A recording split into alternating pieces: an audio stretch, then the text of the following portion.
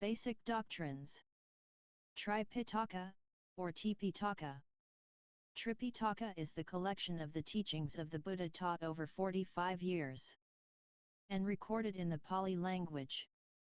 It consists of sutra conventional teaching, Vinaya disciplinary code, and Abhidharma moral psychology.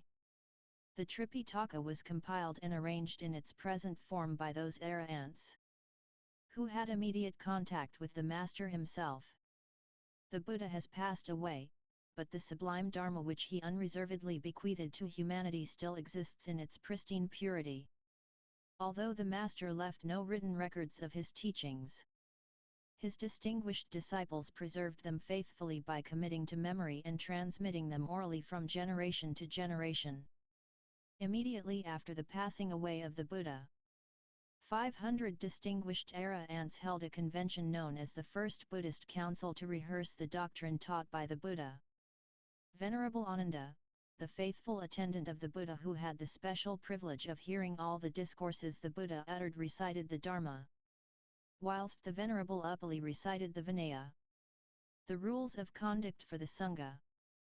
100 years after the First Buddhist Council, during the time of King Kalasaka, some disciples saw the need to change certain minor rules. The orthodox monks said that nothing should be changed, while the others insisted on modifying some disciplinary rules, Vinaya. Finally, the formation of different schools of Buddhism germinated after this council. And in the Second Council, only matters pertaining to the Vinaya were discussed and no controversy about the Dharma was reported. In the 3rd century BC, during the time of Emperor Asoka, the Third Council was held to discuss the differences of opinion held by the Sangha community. At this council the differences were not confined to the Vinaya but were also connected with the Dharma. At the end of this council, the president of the council, Venerable Moggaliputta Tissa, compiled a book called Kathavatha, refuting the heretical, false views and theories held by some disciples. The teaching approved and accepted by this council was known as Theravada, or the Way of the Elders. The Abhidharma Pitaka was discussed and included at this council. The Fourth Council was held in Sri Lanka in 80 BC under the patronage of the pious King Vatagamini Abhaya. It was at this time in Sri Lanka that the Tripitaka was committed to writing for the first time in the world. It must be emphasized that while the writings were continued, the basic tradition has always remained oral. Every aspect of the teaching was maintained and venerated in the memory rather than in the written record. That is why the disciples were known as Sravaka, listeners. By reciting and listening they maintained the teaching in the oral tradition for over 2,500 years. The Tripitaka consists of 3 sections of the Buddha's teachings. They are the discipline, Vinaya Pitaka, the discourse, Sutra Pitaka, and absolute doctrine, Abhidharma Pitaka. The Vinaya Pitaka mainly deals with the disciplinary code of the order of monks, bhikkhus, and nuns, bhikkhunis. It describes in detail the gradual development of the sasana, dispensation. It also gives an account of the life and ministry of the Buddha.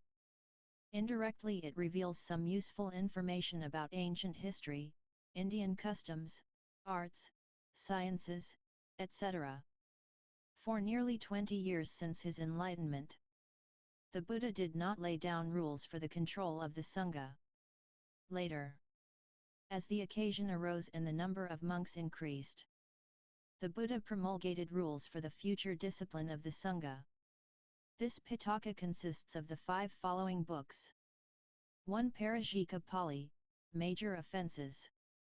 2. Pasadiya Pali, Minor Offences.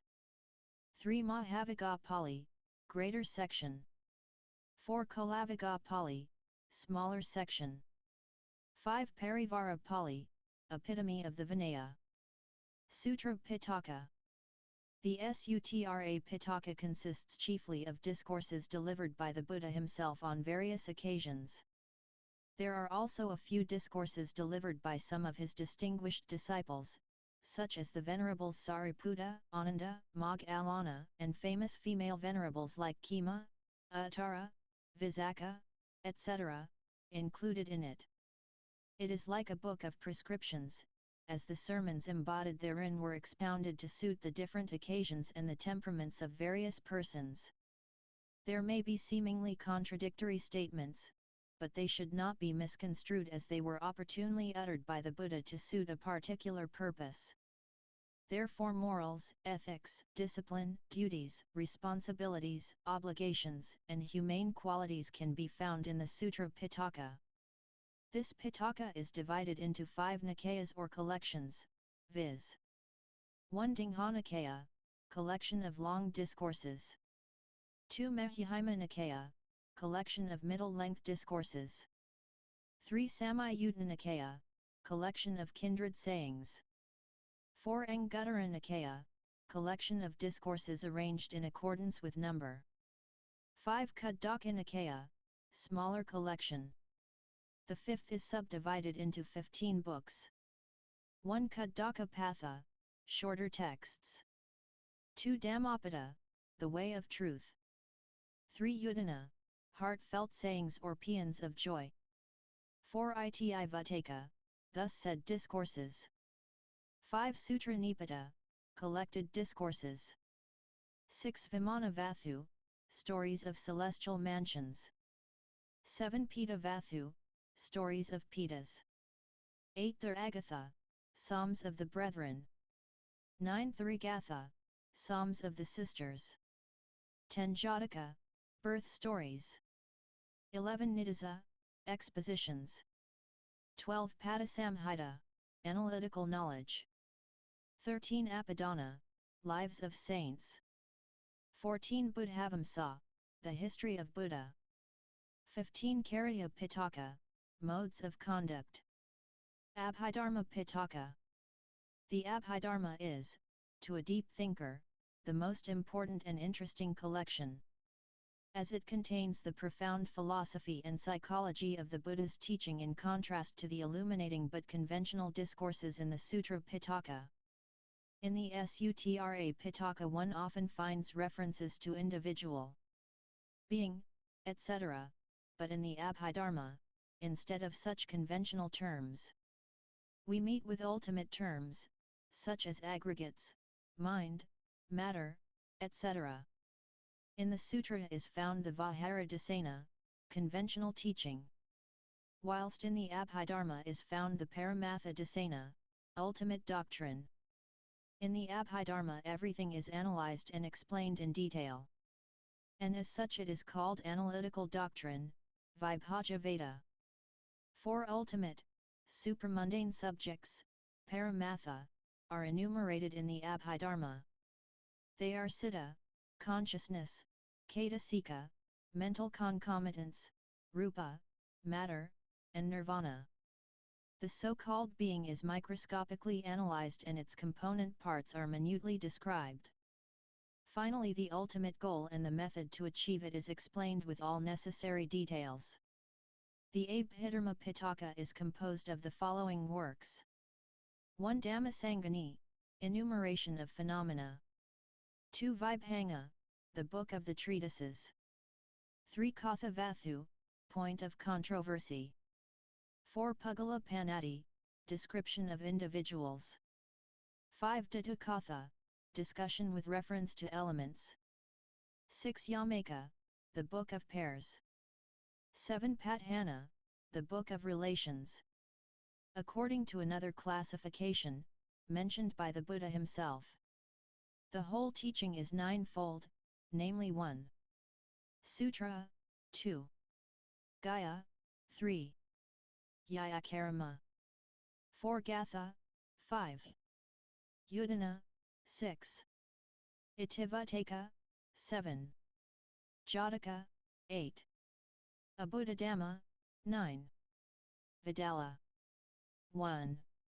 Sutra. These are the short, medium, and long discourses expounded by the Buddha on various occasions, such as Mangala Sutra, Discourse on Blessings, Ratana Sutra, the Jewel Discourse. Metta Sutra, Discourse on Goodwill, etc. According to the commentary, the Vinaya is also included in this division. 2 Gaya. These are discourses mixed with gathas or verses, such as the Sagathavaga of the Samyutta Nikaya. 3 Vyakarana lit. Exposition. The whole Abhidharma Pitaka.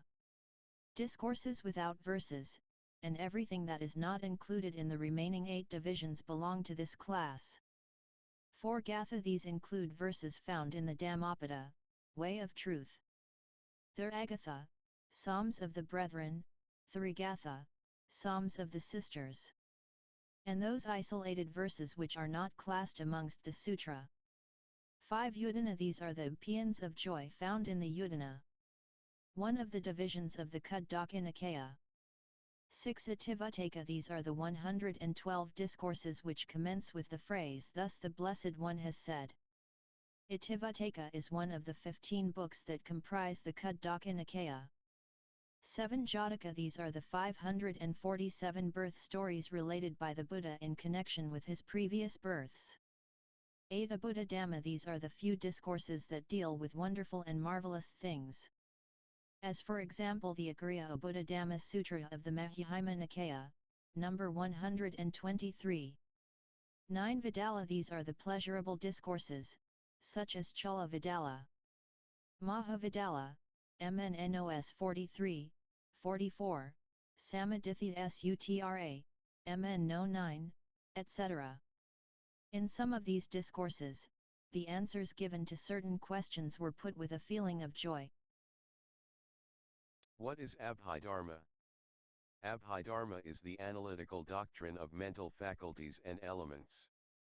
The Abhidharma Pitaka contains the profound moral psychology and philosophy of the Buddha's teaching in contrast to the moral discourses in the Sutra Pitaka. The knowledge gained from the sutra can certainly help us in overcoming our difficulties, as well as in developing our moral conduct and training the mind. Having such knowledge will enable one to lead a life which is peaceful, respectable, harmless, and noble. By listening to the discourses, we develop understanding of the Dharma and can mold our daily lives accordingly. The concepts behind certain words and terms used in the Sutra Pitaka are, however, subject to changes and should be interpreted within the context of the social environment prevailing at the Buddha's time. The concepts used in the sutra are like the conventional words and terms lay people use to express scientific subjects. While concepts in the sutra are to be understood in the conventional sense, those used in the Abhidharma must be understood in the ultimate sense. The concepts expressed in the Abhidharma are like the precise scientific or technical words and terms used by scientists to prevent misinterpretations. It is only in the Abhidharma that explanations are given on how and at which mental beats a person can create good and bad karmic thoughts, according to his or her desires and other mental states. Clear explanations of the nature of the different mental faculties and precise analytical interpretations of the elements can be found in this important collection of discourses. Understanding the Dharma through the knowledge gained from the sutra is like the knowledge acquired from studying the prescriptions for different types of sicknesses. Such knowledge when applied can certainly help to cure certain types of sicknesses. On the other hand, a qualified physician, with precise knowledge, can diagnose a wider range of sicknesses and discover their causes. This specialized knowledge provides a better position to prescribe more effective remedies. Similarly, a person who has studied the Abhidharma can better understand the nature of the mind and analyze the mental attitudes which cause a human being to commit mistakes and develop the will to avoid evil. The Abhidharma teaches that the egoistic beliefs and other concepts such as I, you, person and the world, which we use in daily conversation, do not adequately describe the real nature of existence. The conventional concepts do not reflect the fleeting nature of pleasures, uncertainties, impermanence of every component thing, and the conflict among the elements and energies intrinsic in all animate or inanimate things.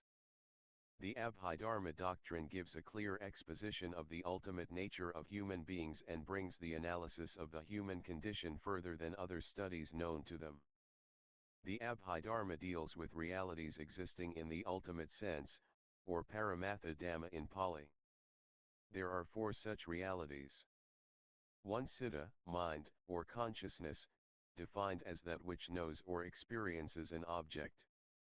Citta occurs as distinct momentary states of consciousness. 2. Cetasika, the mental factors that arise and occur along with the citta. 3. Rupa, physical phenomenon, or material form. 4. Nirvana, the unconditioned state of bliss which is the final goal. Citta, the Cetasika, and Rupa are conditioned realities. They arise because of conditions, and will disappear when the conditions sustaining them cease to continue to do so. They are impermanent states. Nirvana, on the other hand, is an unconditioned reality. It does not arise and, therefore, does not fall away. These 4 realities can be experienced regardless of the names we may choose to give them. Other than these realities, everything be they within ourselves or without, whether in the past, present or future, whether coarse or subtle, low or lofty, far or near is a concept and not the ultimate reality. Citta, Cetasika, and Nirvana are also called Nama. Nirvana is an unconditioned Nama. The 2 conditioned Nama, that is, Citta and Cetasika, together with Rupa, form, make up psychophysical organisms, including human beings. Both mind and matter, or Nama-Rupa, are analyzed in Abhidharma as though under a microscope. Events connected with the process of birth and death are explained in detail. The Abhidharma clarifies intricate points of the Dharma and enables the arising of an understanding of reality, thereby setting forth in clear terms the path of emancipation. The realization we gain from the Abhidharma with regard to our lives and the world is not to be understood in a conventional sense, but is an absolute reality. The clear exposition of thought processes found in the Abhidharma cannot be found in any other psychological treatise either in the East or West. Consciousness is defined, while thoughts are analyzed and classified mainly from an ethical standpoint. The composition of each type of consciousness is set forth in detail. The fact that consciousness flows like a stream, a view propounded by psychologists like William James, becomes extremely clear to one who understands the Abhidharma. In addition, a student of Abhidharma can fully comprehend the anatta, no soul, doctrine, which is important both from a philosophical as well as ethical standpoint. The Abhidharma explains the process of rebirth in various planes after the occurrence of death without anything to pass from one life to another. This explanation provides support to the doctrine of karma and rebirth. It also gives a wealth of details about the mind, as well as the units of mental and material forces, properties of matter, sources of matter, relationship of mind and matter. In the Abhidhamma Sangaha, a manual of Abhidharma, there is a brief exposition of the law of dependent origination, followed by a descriptive account of the causal relations which finds no parallel in any other study of the human condition anywhere else in the world. Because of its analytics and profound expositions, the Abhidharma is not a subject of fleeting interest designed for the superficial reader. To what extent can we compare modern psychology with the analysis provided in the Abhidharma? Modern psychology, limited as it is, comes within the scope of Abhidharma insofar as it deals with the mind with thoughts, thought processes, and mental states. The difference lies in the fact that Abhidharma does not accept the concept of a psyche or a soul. The analysis of the nature of the mind given in the Abhidharma is not available through any other source. Even modern psychologists are very much in the dark with regards to subjects like mental impulses or mental beats, Javana Siddha, as discussed in the Abhidharma. Dr. Graham Howe, an eminent Harley Street psychologist, wrote in his book, The Invisible Anatomy, In the course of their work, many psychologists have found, as the pioneer work of C.G. Jung has shown, that we are near to the Buddha. To read a little Buddhism is to realize that the Buddhists knew 2,500 years ago far more about our modern problems of psychology than they have yet been given credit for. They studied these problems long ago, and found the answers too. We are now rediscovering the ancient wisdom of the East. Some scholars assert that the Abhidharma is not the teaching of the Buddha, but it grew out of the commentaries on the basic teachings of the Buddha. These commentaries are said to be the work of great scholar monks. Tradition, however, attributes the nucleus of the Abhidharma to the Buddha himself. Commentators state that the Buddha, as a mark of gratitude to his mother who was born as a deva in a celestial plane, preached the Abhidharma to her together with other devas continuously for 3 months. The principal topics, Matika, of the advanced teaching, such as moral states, Kusala Dharma, and immoral states, Akusala Dharma, were then repeated by the Buddha to Venerable Sariputta Thera, who subsequently elaborated them and later compiled them into 6 books. From ancient times there were controversies as to whether the Abhidharma was really taught by the Buddha. While this discussion may be interesting for academic purposes, what is important is for us to experience and understand the realities described in the Abhidharma. One will realize for oneself that such profound and consistently verifiable truths can only emanate from a supremely enlightened source, from a Buddha. Much of what is contained in the Abhidharma is also found in the Sutra Pitaka, and such sermons had never been heard until they were first uttered by the Buddha. Therefore, those who claim that the Buddha was not the source of the Abhidharma would have to say the same thing about the sutra. Such a statement, of course, cannot be supported by evidence. According to the Theravada tradition, the essence, fundamentals, and framework of the Abhidharma are ascribed to the Buddha, although the tabulations and classifications may have been the work of later disciples. What is important is the essence. It is this that we would try to experience for ourselves. The Buddha himself clearly took the stand of using the knowledge of the Abhidharma to clarify many existing psychological, metaphysical, and philosophical problems. Mere intellectual quibbling about whether the Buddha taught the Abhidharma or not will not help us to understand reality.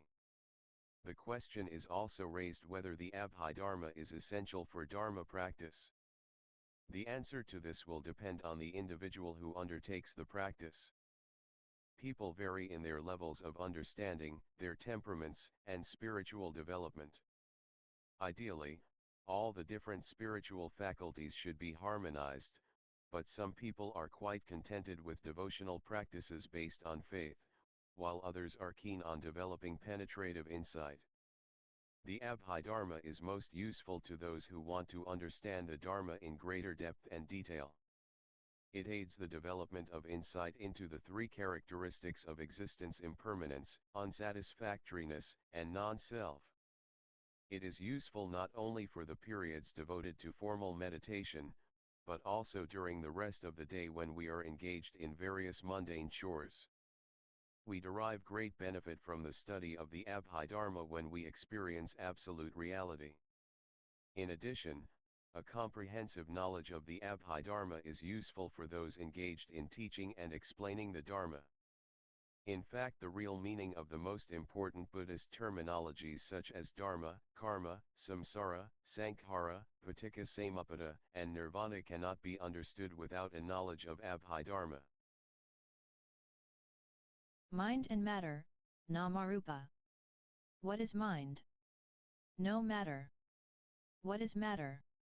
Never mind. According to Buddhism, life is a combination of mind, Nama, and matter, Rupa. Mind consists of the combination of sensations, perceptions, volitional activities, and consciousness. Matter consists of the combination of the 4 elements of solidity, fluidity, motion, and heat. Life is the coexistence of mind and matter. Decay is the lack of coordination of mind and matter. Death is the separation of mind and matter. Rebirth is the recombination of mind and matter. After the passing away of the physical body, matter, the mental forces, mind, recombine and assume a new combination in a different material form and condition another existence. The relation of mind to matter is like the relation of a battery to an engine of a motor car. The battery helps to start the engine. The engine helps to charge the battery. The combination helps to run the motor car. In the same manner, matter helps the mind to function and the mind helps to set matter in motion. Buddhism teaches that life is not the property of matter alone, and that the life process continues or flows as a result of cause and effect. The mental and material elements that compose sentient beings from amoeba to elephant and also to man existed previously in other forms. Although some people hold the view that life originates in matter alone, the greatest scientists have accepted that mind precedes matter in order for life to originate. In Buddhism, this concept is called relinging consciousness. Each of us, in the ultimate sense, is mind and matter, a compound of mental and material phenomena, and nothing more. Apart from these realities that go to form the Nama-Rupa compound, there is no self, or soul. The mind part of the compound is what experiences an object. The matter part does not experience anything. When the body is injured, it is not the body that feels the pain, but the mental side. When we are hungry, it is not the stomach that feels the hunger but the mind. However, mind cannot eat the food to ease the hunger. The mind and its factors make the body digest the food. Thus neither the Nama nor the Rupa has any efficient power of its own. One is dependent on the other, one supports the other. Both mind and matter arise because of conditions and perish immediately. And this is happening every moment of our lives. By studying and experiencing these realities we will get insight into 1. What we truly are. 2. What we find around us. 3. How and why we react to what is within and around us. And 4. What we should aspire to reach as a spiritual goal. To gain insight into the nature of the psychophysical life is to realize that life is an illusion, a mirage or a bubble, a mere process of becoming and dissolving, or arising and passing away. Whatever exists, arises from causes and conditions. When the causes and conditions cease to be, the thing will cease to exist. Four Noble Truths. Why are we here? Why are we not happy with our lives? What is the cause of our unsatisfactoriness? How can we see the end of unsatisfactoriness and experience eternal peace? The Buddhist teaching is based on the Four Noble Truths. To realize these truths is to realize and penetrate into the true nature of existence, including the full knowledge of oneself. When we recognize that all phenomenal things are transitory, are subject to suffering and are void of any essential reality, we will be convinced that true and enduring happiness cannot be found in material possessions and worldly achievement. That true happiness must be sought only through mental purity and the cultivation of wisdom. The Four Noble Truths are a very important aspect of the Buddha's teaching. The Buddha has said that it is because we fail to understand the Four Noble Truths that we continue to go round in the cycle of birth and death. The very first sermon of the Buddha, the Dharmacakra Sutra, which he gave to the 5 monks at the deer park in Sarnath, was on the Four Noble Truths and the Eightfold Path. The Four Noble Truths are: the noble truth of dukkha, the noble truth of the cause of dukkha, the noble truth of the end of dukkha, the noble truth of the path leading to the end of dukkha. There are many ways of understanding the Pali word dukkha. It has generally been translated as suffering or unsatisfactoriness. But this term as used in the Four Noble Truths has a deeper and wider meaning. Dukkha contains not only the ordinary meaning of suffering, but also includes deeper ideas such as imperfection, pain, impermanence, disharmony, discomfort, irritation, or awareness of incompleteness and insufficiency. By all means, dukkha includes physical and mental suffering, birth, decay, disease, death, to be united with the unpleasant, to be separated from the pleasant, not to get what one desires. However, many people do not realize that even during the moments of joy and happiness, there is dukkha because these moments are all impermanent states and will pass away when conditions change. Therefore, the truth of dukkha encompasses the whole of existence. In our happiness and sorrow, in every aspect of our lives. As long as we live, we are very profoundly subjected to this truth. Some people may have the impression that viewing life in terms of dukkha is a rather pessimistic or negative way of looking at life. This is not a pessimistic but a realistic way. If one is suffering from a disease and refuses to recognize the fact that one is ill, and as a result, refuses to seek treatment, we will not consider such a mental attitude as being optimistic, but merely as being foolish.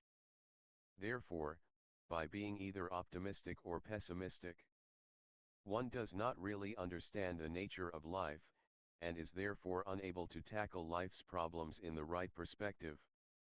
The Four Noble Truths begin with the recognition of the prevalence of dukkha and then proceed to analyze its cause and find its cure. Had the Buddha stopped at the truth of dukkha, then one may say Buddhism has identified the problem but has not given the cure. If such is the case, then the human situation is hopeless. However, not only is the truth of dukkha recognized, the Buddha proceeded to analyze its cause and the way to cure it. How can Buddhism be considered to be pessimistic if the cure to the problem is known? In fact, it is a teaching which is filled with hope. In addition, even though dukkha is a noble truth, it does not mean that there is no happiness, enjoyment, and pleasure in life. There is, and the Buddha has taught various methods with which we can gain more happiness in our daily life. However, in the final analysis, the fact remains that the pleasure or happiness that we experience in life is impermanent.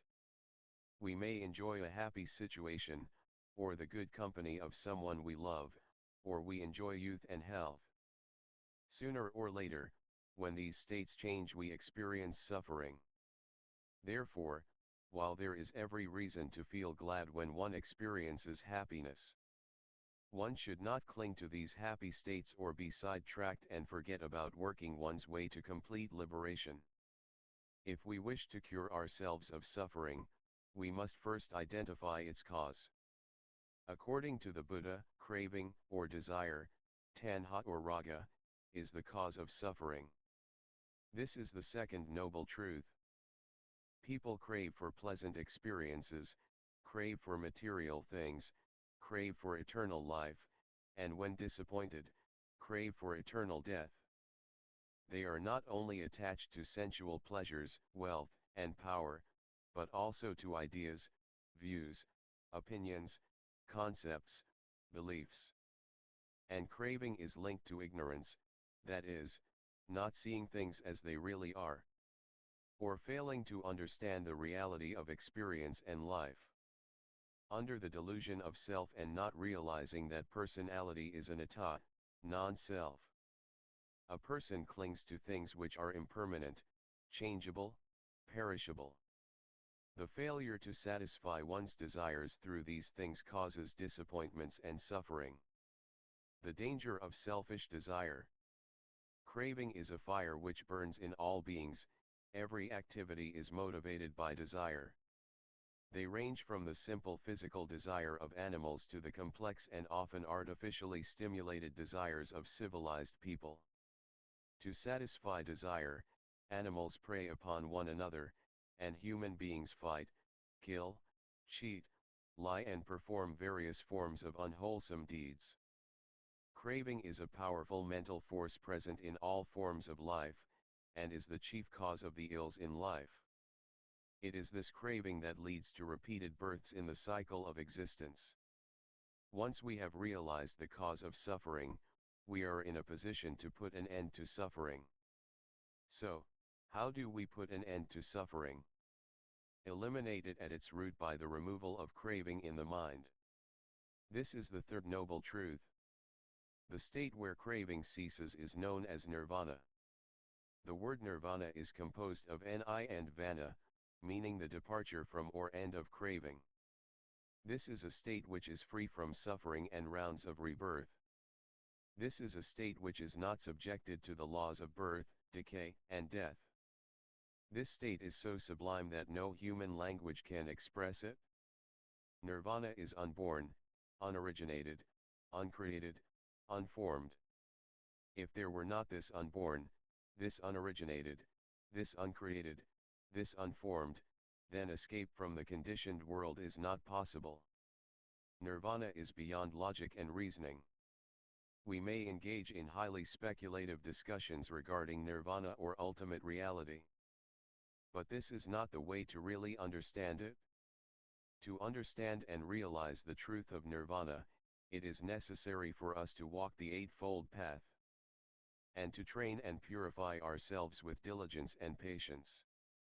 Through spiritual development and maturity, we will be able to realize the third noble truth. But first we must begin with Sraddha, the confidence or faith that the Buddha is truly competent to lead the way. The Noble Eightfold Path is the fourth noble truth which leads to nirvana. It is a way of life consisting of 8 factors. By walking on this path, it will be possible for us to see an end to suffering. Because Buddhism is a logical and consistent teaching embracing every aspect of life. This noble path also serves as the finest possible code for leading a happy life. Its practice brings benefits to oneself and others, and it is not a path to be practiced by those who call themselves Buddhists alone, but by each and every understanding person, irrespective of his or her religious beliefs.